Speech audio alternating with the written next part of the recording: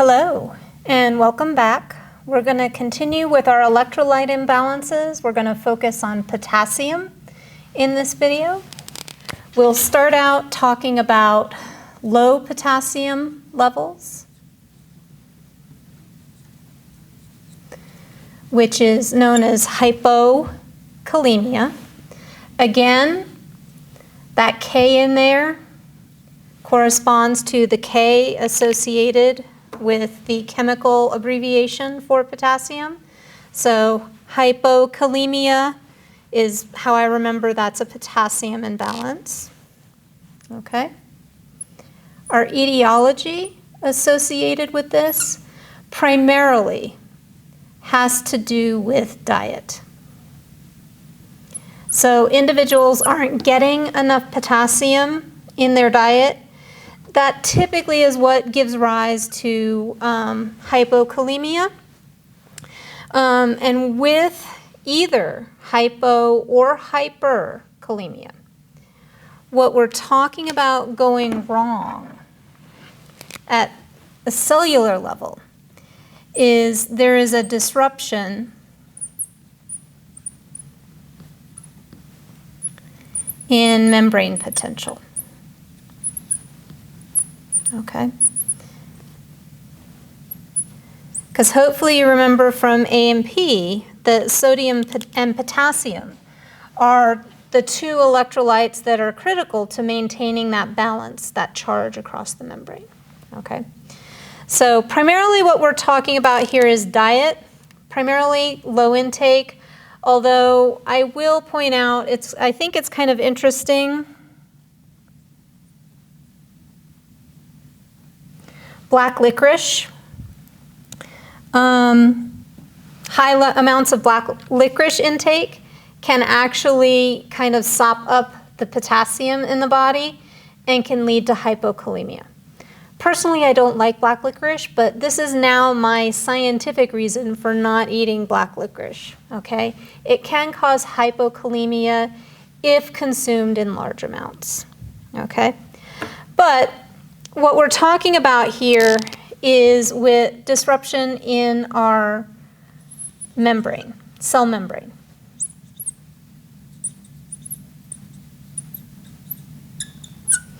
So if you remember, the inside of the cell is slightly negatively charged as opposed to the outside of the cell, okay?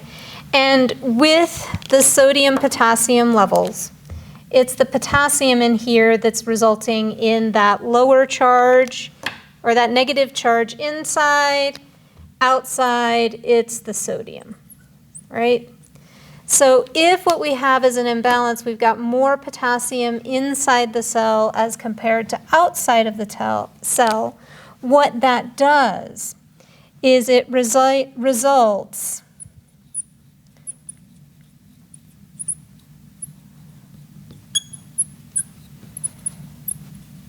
in a hyperpolarized cell membrane, okay? Which means you're going to need a stronger signal to get depolarization of the membrane. Now, the two areas where this comes into play is the nervous system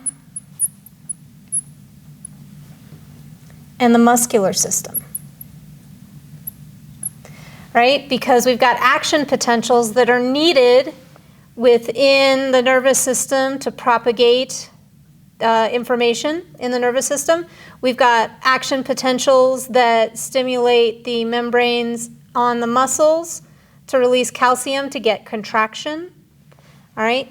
So the hyperpolarization of the membrane is key here to what some of our clinical manifestations are.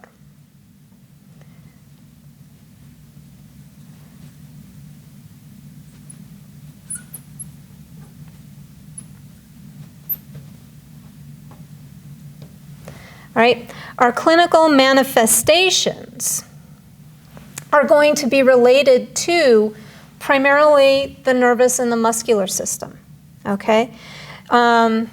Additionally, I should add in there's another one in here that is also really important. The heart also relies on that resting potential and action potentials, okay? So you can maybe see where this is going to be a bit more serious. If we're talking about disrupting that membrane potential, there can be cardiac issues associated with hypokalemia. There can also be cardiac issues associated with too much or hyperkalemia, okay? But what we're going to focus on here with clinical manifestations, all right, it can start out mildly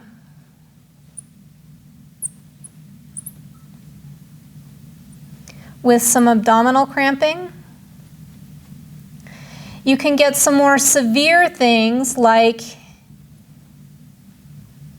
interruptions,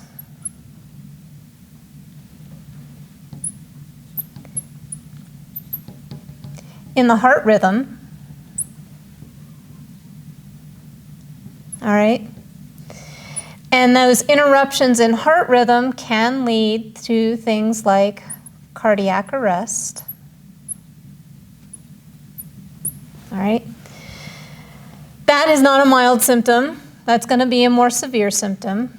But because we're talking about membrane potentials, disrupting that rhythm can lead to cardiac arrest. You can also have the membranes in the skeletal muscle disrupted. And so you're going to end up with skeletal muscle weakness because the muscle needs a stronger signal from the nervous system in order to get contraction of that muscle, okay?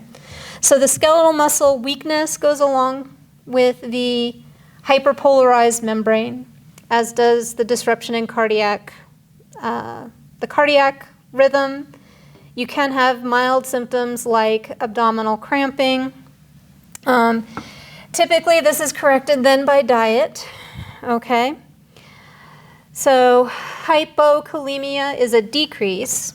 I'm going to hopefully be able to squeeze all this into one and go also with hyperkalemia. So now we're talking about high levels of potassium, okay? Whereas hypokalemia, we had low potassium, all right? So what ends up happening with the hyperkalemia, the high levels, our etiology there primarily is going to do with disruptions in kidney, renal failure,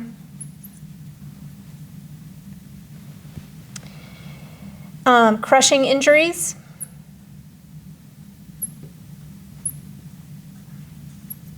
so when you have cells that break open, that potassium that is normally stored in the intracellular component becomes extracellular.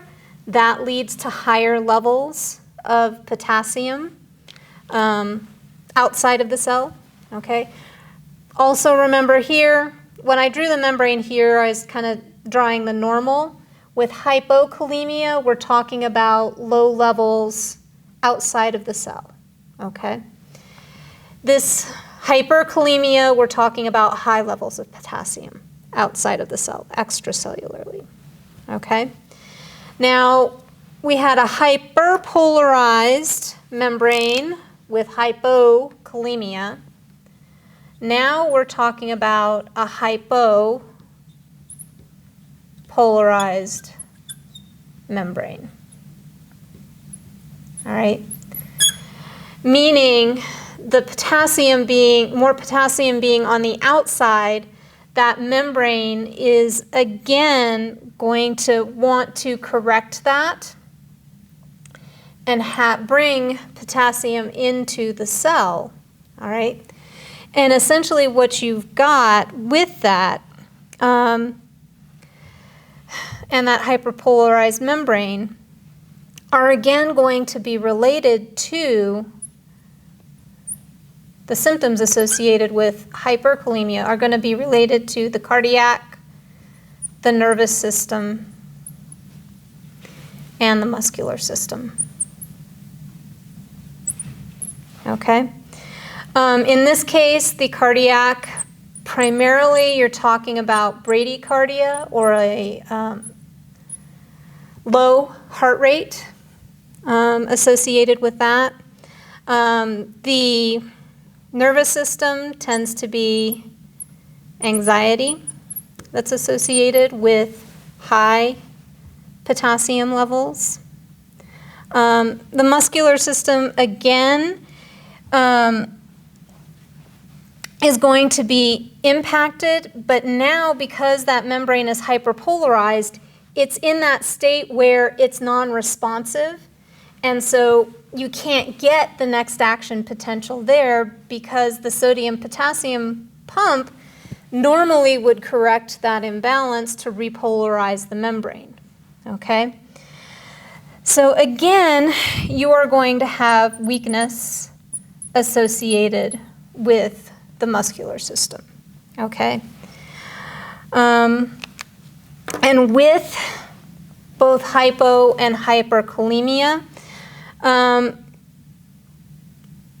severity or the amount that the electrolyte is imbalanced isn't always indicative of what happens, because if this is something that results with a progressive disease, like kidney disease, for example, the body will adapt over time, right? So the body will adapt to that.